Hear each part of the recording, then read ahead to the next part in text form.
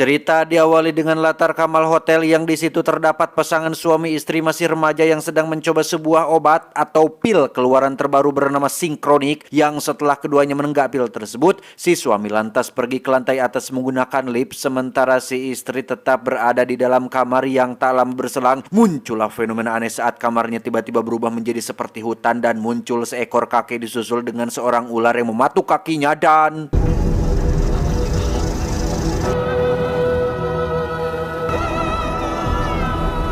persis seperti istrinya, si suami pun mengalami hal serupa saat lift perlahan memudar dan memperlihatkan gurun pasir yang luas dan tiba-tiba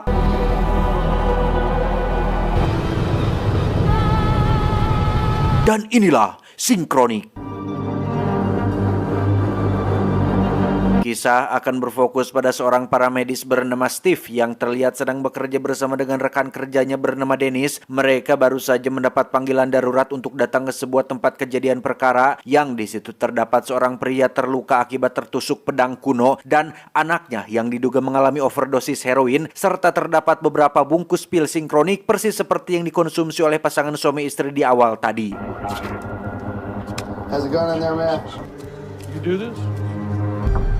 How's it going in there, Steve? Dugaan awal, pil tersebut diyakini sebagai narkoba jenis baru yang dapat menyebabkan penggunanya mengalami halusinasi tingkat tinggi. Namun yang aneh adalah selain menemukan pedang kuno tadi, ada juga koin Perancis yang sama kunonya dengan pedang tersebut, sehingga ini menjadi tanda tanya besar tentang apa hubungan antara pil tersebut dengan barang-barang kuno ini. Miss! Dan ya, Steve tak sengaja tertusuk suntikan heroin yang digunakan oleh si anak yang karena takut tertular penyakit, ia pun memeriksakan diri ke dokter dan akan diketahui hasilnya setelah dilakukan cek laboratorium.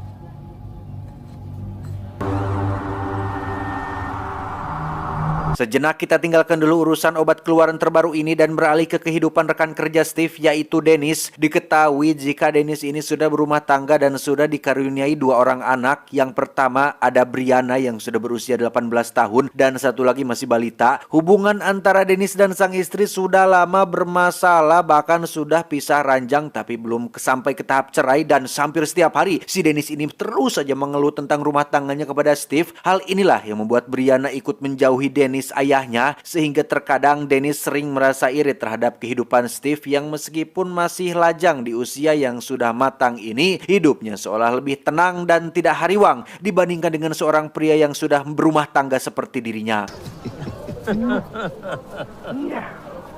Yo, B. Hey, what up? Tak hanya itu, Dennis juga sering merasa iri terhadap Steve yang justru lebih dianggap seperti seorang ayah oleh Brianna putri sulungnya, di mana Brianna sendiri punya kebiasaan duduk di atas batu dengan tulisan always dengan double L yang artinya selalu. Entah siapa yang membuatnya, Brianna katanya sering merasa nyaman dan damai ketika duduk di atas tunggul kuras ini. Oh, excuse me for 1 second. Bob? Keesokannya, Steve dan Dennis terlihat mendapat panggilan ke sebuah TKP yang menjadi lokasi ditemukannya seseorang yang hangus terbakar, di mana mereka menemukan sebuah gagang panto atau gagang pintu kuno yang bukan berasal dari daerah ini. Dan yang menarik adalah ditemukan sebungkus pil Synchronic persis seperti yang ada di TKP sebelumnya.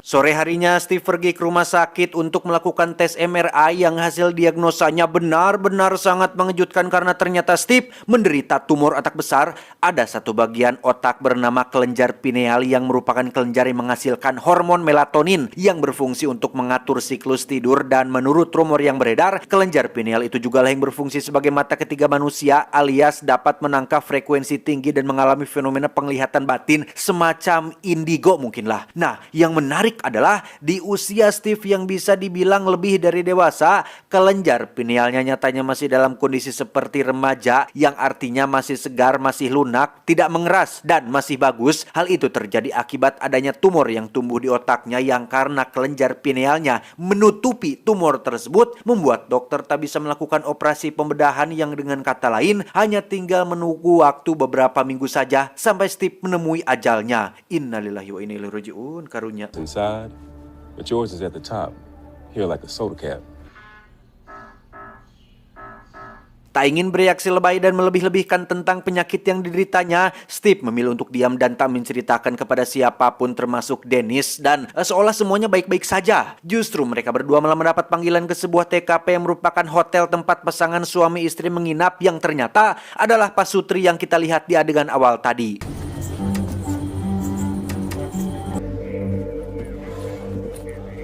Steve dan kawan-kawan menemukan si suami tewas tepat di lorong lift yang entah bagaimana caranya dia bisa berada di sana, sementara si istri mengalami paralysis alias kaku alias lumpuh akibat gigitan ular berbisa yang dari bekas gigitannya, para ahli menduga jika wanita ini digigit oleh ular jenis ular derik bernama punggung berlian timur, yang jenis ular tersebut faktanya mustahil ada di wilayah ini, apalagi sampai sengaja naik lift hotel untuk menggigit istri orang lain, terkecuali memang ularnya adalah jenis ular perebut istri orang, mungkin bisa jadi. Nah, yang semakin membuat Steve dan Dennis penasaran adalah terdapat bungkus pil sinkronik persis seperti di TKP-TKP sebelumnya, sehingga ini menjadi tanda tanya besar tentang apa sih pil sinkronik itu, apa bagaimana sih efeknya, kok bisa sampai apa sih, gimana sih? Sabar.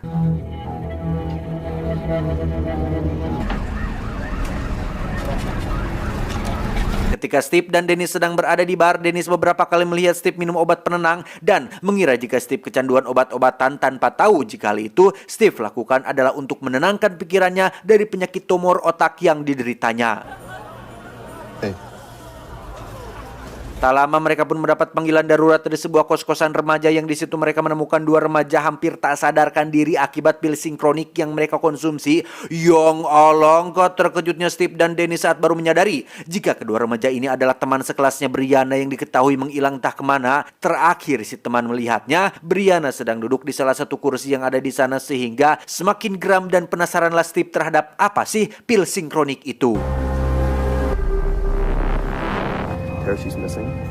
I'm gonna call you back up. Kasihan melihat teman sendiri yang menjadi korbannya, Steve pun nekat mencari tahu dari mana asal-usul pil tersebut hingga membawanya ke sebuah toko vape tempat pil sinkroniknya dijual. Alih-alih akan memborong semua pilnya, si penjaga mengatakan jika hanya tinggal 7 bungkus saja yang tersisa dan katanya sudah tidak diproduksi lagi. Yang ketika Steve akan pergi, muncullah seorang pria yang menawar harga 3 kali lipat untuk pil tersebut, namun Steve menolaknya dengan alasan tidak ingin ada korban jiwa lagi. Go home.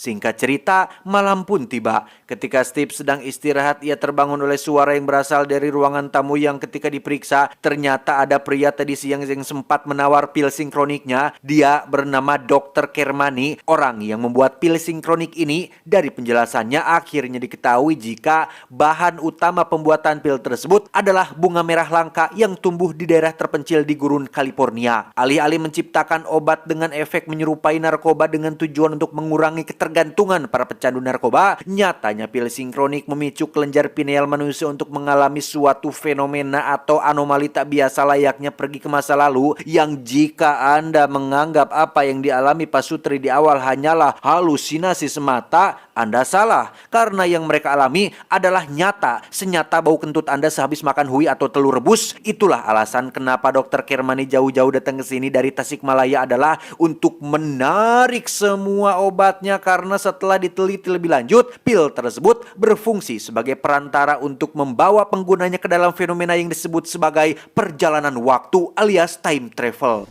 As it actually is, rather than the linear. Nah, karena pil sinkronik ini berkaitan dengan kelenjar pineal, maka efek yang ditimbulkan pada remaja dan dewasa tentu memiliki perbedaan besar. Orang dewasa yang usianya berkisar antara 26 sampai 45 tahun, efek perjalanan waktu yang mereka alami seperti samar-samar, artinya tidak senyata yang dialami oleh para remaja akibat kelenjar pineal mereka yang sudah keras. Berbeda halnya dengan seseorang yang usianya antara 12 sampai 25 tahun alias remaja yang memiliki kelenjar pineal yang masih lunak, maka efek perjalanan waktunya benar-benar terasa sangat nyata, bahkan bisa sampai terjebak di masa lalu persis seperti yang dialami oleh Brianna saat ini. These tracks are like time, synchronic. Agar Dr. Kermani segera pergi dari rumahnya, Steve pun mengatakan jika semua pil sinkroniknya sudah ia buang ke dalam toilet, yang alhasil Dr. Kermani pun bisa pulang dengan tenang tanpa harus khawatir akan ada jatuh korban jiwa lagi. Masih dengan alasan yang sama, yaitu simpati terhadap Dennis yang sudah dianggap seperti saudara sendiri, simpati terhadap Nasi Brianna yang sudah dianggap sebagai ponakan sendiri, Steve nekat mencoba mengkonsumsi 1 dari 7 pil sinkronik yang sebenarnya belum dia buang, dengan tujuan untuk membawa kembali Brianna pulang, yang beberapa saat setelah pilnya ditelan, tiba-tiba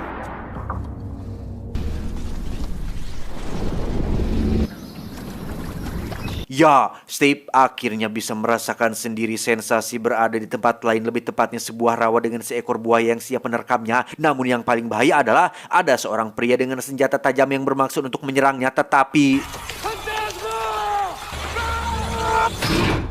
sesaat Steve menganggap fenomena barusan hanyalah halusinasi semata, namun dari celananya yang basah dan bekas sabetan pedang yang ada di lantai, sudah bisa dipastikan Steve akhirnya yakin jika fenomena barusan 100% benar-benar terjadi di alaminya, yang alhasil berdasarkan jam digital rumahnya dan angka jam saat dirinya berangkat, Steve akhirnya berhasil menemukan aturan penting bahwa pil sinkronik ini hanya bisa membawa penggunanya selama kurang lebih 7 menit ke masa lalu.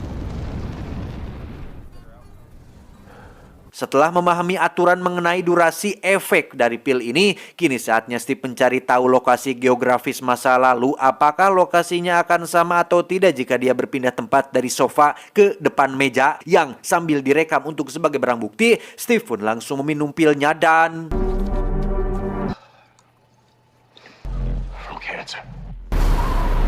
ya, Steve pun berada di zaman es tepat saat terjadinya badai salju, sehingga selama 7 menit berada di sini, Steve mengalami hipotermia atau penurunan suhu tubuh yang drastis, atau nama lainnya yaitu katirisan alias kedinginan, sehingga ketika kembali ke rumah, Steve buru-buru berendam di dalam air hangat untuk memulihkan suhu tubuhnya kembali normal. Akhirnya didapatkanlah kesimpulan tentang lokasi masa lalu, yang barang siapa meminum pil ini di tempat yang berbeda, bahkan hanya untuk selisih beberapa meter saja, maka lokasi masa lalu yang dialami pun akan berbeda juga. Dan kini saatnya Steve akan berdiri di tempat yang sama dengan beberapa perlengkapan yang sudah matang untuk mengetahui apakah jika dirinya minum pil di tempat yang sama akan pergi ke lokasi yang sama juga. When the pill kicked in. Dan ya, percobaan ini pun berhasil ketika Steve pergi ke lokasi yang sama dengan yang tadi, yaitu zaman es dengan badai bersalju, yang kali ini muncullah seseorang yang kemungkinan besar adalah manusia purba zaman es yang ikut Siduru, alias menghangatkan badannya di dekat api unggun yang sudah Steve buat.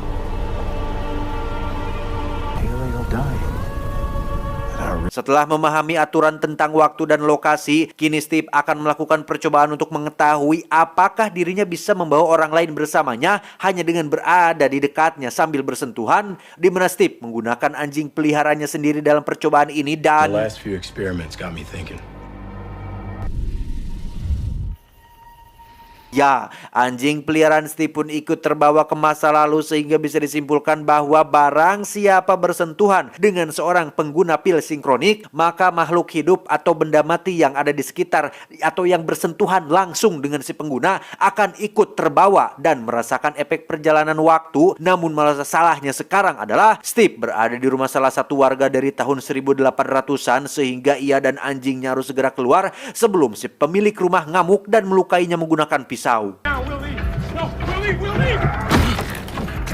Saat berada di luar, Steve pun menjadi fokus perhatian semua warga sekitar yang heran dengan penampilan Steve yang berbeda dari mereka, yang setelah 7 menit berlalu, Steve nyatanya tak kunjung kembali ke tempat asal, hingga didapatkan kesimpulan atau aturan lain tentang perjalanan waktu ini, bahwa apabila si pengguna tidak berada di tempat yang sama ketika dia pergi, maka orang itu tidak akan bisa pulang kembali ke tempat asalnya, dan kemungkinan besar itulah penyebab menghilangnya si Brianna, karena mungkin ia tak tahu tentang teori atau aturan dari pil ini.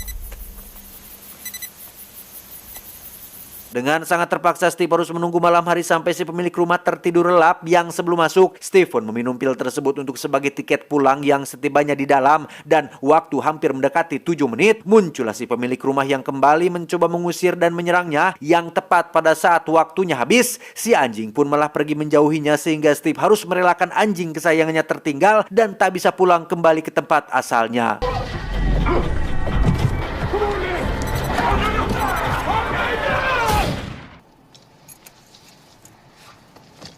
Daripada menjemput anjingnya dan menghabiskan pil yang hanya tersisa 3 lagi, Steve memilih untuk menjemput Brianna dengan cara meminum pilnya di tempat terakhir kali Brianna terlihat, yaitu di kos-kosan temannya yang sekarang menjadi TKP. Yang kali ini Steve pergi ke masa lalu di zaman entah tahun berapa. Ia pun jatuh dari atas pohon dan mendapati beberapa orang sedang menyembah berhala, di mana mereka menganggap jika Steve adalah seseorang yang dikirim oleh Dewa Api untuk dijadikan sang penyelamat. Sehingga ketika Steve menyadari dirinya akan ditahan di tempat ini, ia pun buru-buru kembali ke atas pohon dan... What are you? No, no, wait, no.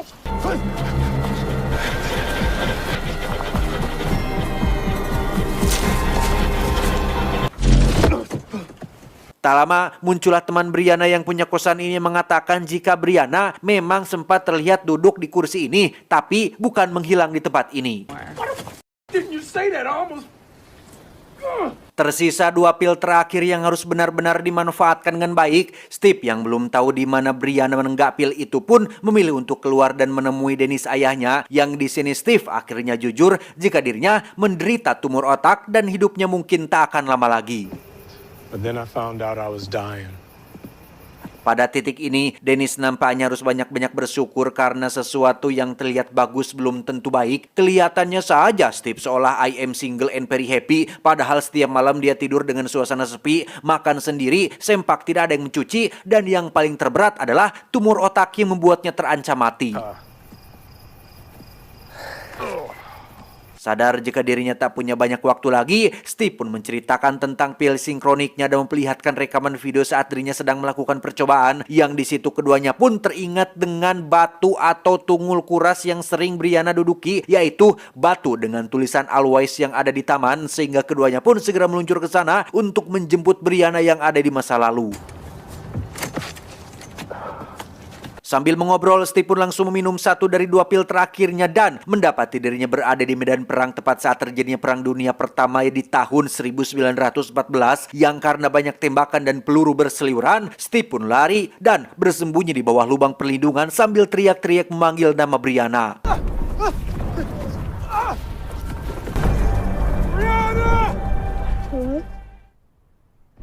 Dan akhirnya Brianna pun berhasil ditemukan dan berhasil bertahan hidup setelah pura-pura mati di antara tumpukan mayat prajurit, di mana Steve langsung menyuruhnya untuk meminum pil sinkronik dan kembali ke atas batu tepat saat waktu mendekati hampir 7 menit.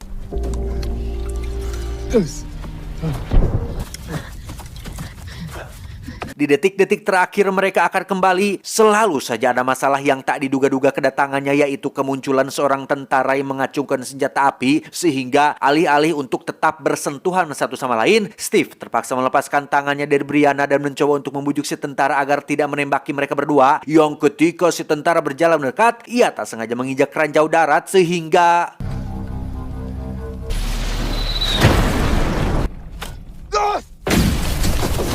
Sungguh malang nasib Steve yang sudah mah bujangan, kena tumor, belum nikah, belum merasakan lezatnya malam pertama, kini harus terjebak di masa lalu tanpa ada peluang untuk bisa kembali ke tempat asal, kecuali memang Dr. Kermani memproduksi kembali pil sinkroniknya, sehingga apalah dayaku, Steve hanya bisa pasrah sambil duduk di atas batu yang biasa Brianna duduki. Brianna pun berhasil kembali pada Dennis ayahnya, dan tulisan Always yang tertera pada batu itu adalah tulisan yang dibuat oleh Steve, yang entah bagaimana nasib dia selanjutnya. Dennis sempat bersalaman dengan Steve sebelum ia lenyap seutuhnya. Tamat ending yang cukup membagongkan. Sungguh luar biasa pengorbanan yang dilakukan oleh Steve. Dia rela mati untuk anak teman sendiri, rela mati untuk kehidupan milik orang lain, sementara dirinya harus bernasib malang, terjebak di masa Perang Dunia Pertama, bertemu dengan Steve Rogers sebelum disuntik serum Super Soldier, dan akhirnya Steve pun ikut disuntik juga dan merubah namanya menjadi Falcon. Itulah karangan ngaco saya yang sering saya buat dan menjadi sumber hujatan bagi segelintir haters IQ7 seperti pada video sebelumnya. Saya tidak menganggap haters sih, lebih kepada kritikan kritikan yang membangun, dan mungkin penonton baru yang baru melihat gaya saya dalam merangkum alur cerita. Dan jadi jika Anda segelintir haters yang sengaja datang ke sini untuk menghujat, hati-hatilah kawanku, karena para rebahaners militan IQ7 nampaknya terlalu beringas dan ganas-ganas untuk para haters yang punya mental kurang kuat. Jadi sebelum berhaters-haters lia, siapkanlah mentalmu menghadapi para rebahaners yang brutal dan beradrenalin ini.